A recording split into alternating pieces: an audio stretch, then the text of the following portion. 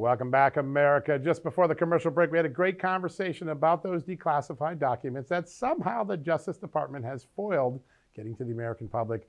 The man who fought relentlessly to get these documents to the American public is joining us now. He's the former North Carolina congressman, former chief of staff to President Donald Trump. He is Mark Meadows.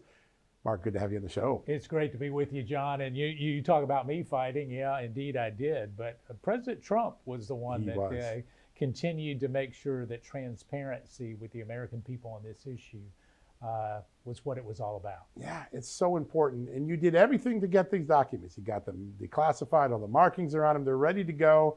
The last second the Justice Department comes and says, oh, we thought of another issue. Tell us what happens on the morning of the 20th. Yeah, I think probably the biggest thing is there was some concerns about privacy, even though, I think it's very clear that some of the privacy issues that they were raising was really not an issue. Yeah.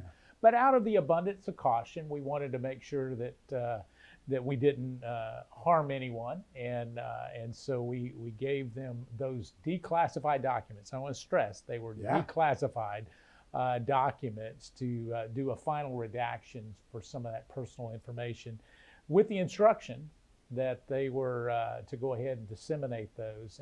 We expected fully that they would do that within, at the most a few days. But here we are, a few years later. Surprising that a lawful order from a sitting president doesn't get followed by the Justice Department. Yeah, I think probably the biggest concern for a lot of people is they want to get to the bottom of it, John. And you've done a lot of reporting on this, and there's only been a few people that very early on said that this whole Russian narrative, that something didn't add up. Yeah. And indeed it didn't add up.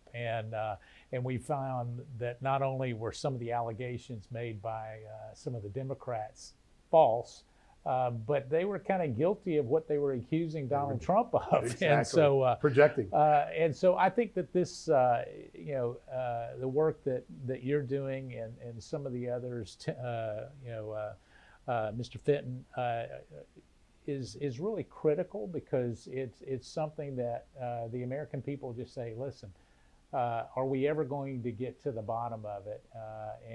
And you and I know the truth. Donald Trump knows the truth. Yeah. Others around him know the truth. It's time that the American people know the truth. Amen to that. Absolutely.